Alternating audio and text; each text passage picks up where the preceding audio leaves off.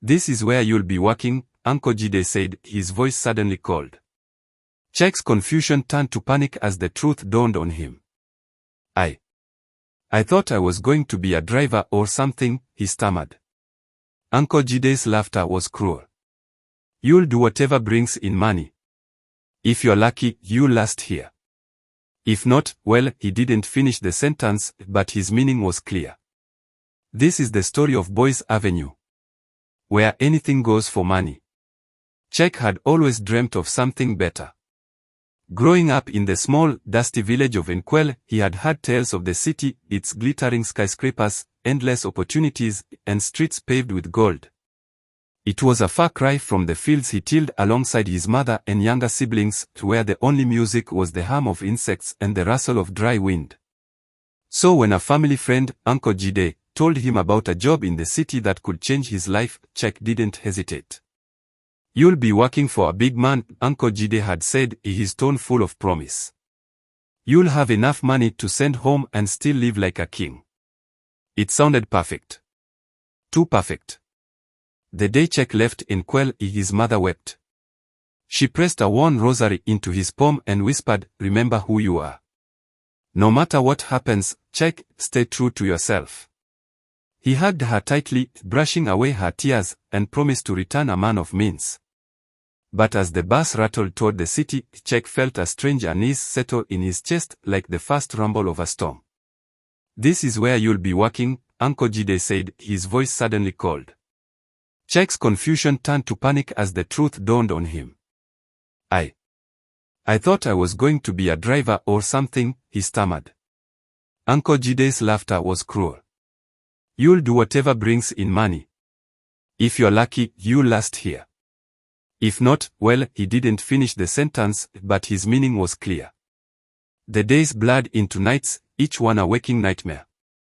Chike's captors controlled everything, what he ate, when he slept, even the clothes he wore.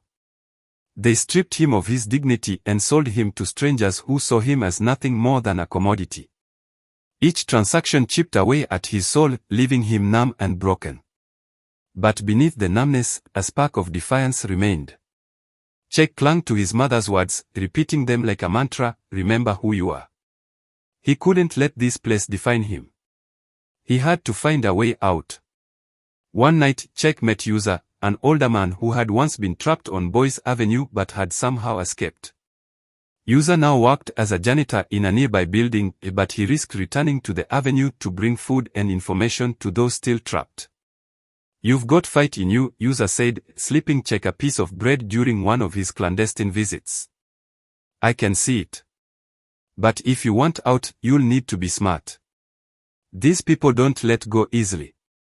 User told Chike about a shelter run by a woman named Mama Iriti, who had dedicated her life to helping victims of human trafficking.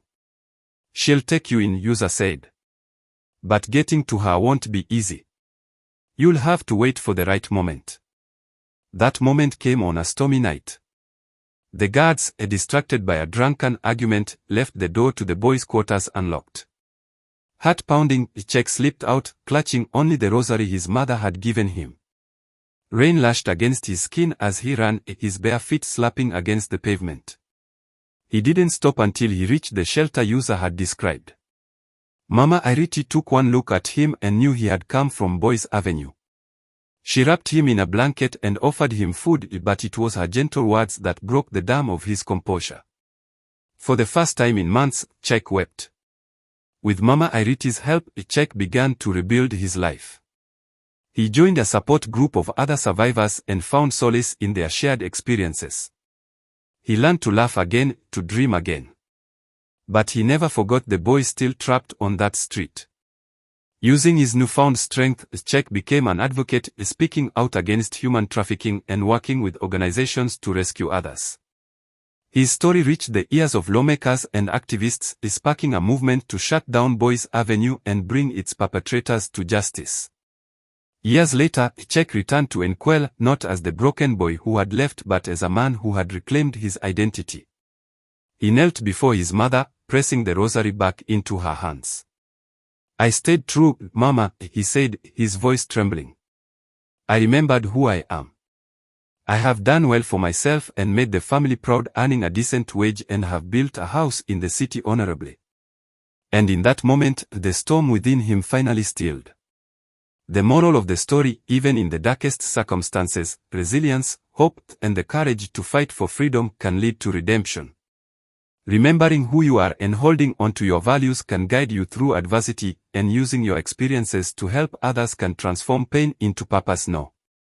This story aims to raise awareness about human trafficking, the abuse of young men in the sex trade, and the need for systemic changes that protect vulnerable individuals from exploitation. The narrative aims to highlight the importance of support systems, education, and the collective fight against such crimes, with a message of hope, redemption, and the power of community to bring about change and stop all forms of trafficking. Join us today to help stop this societal ill.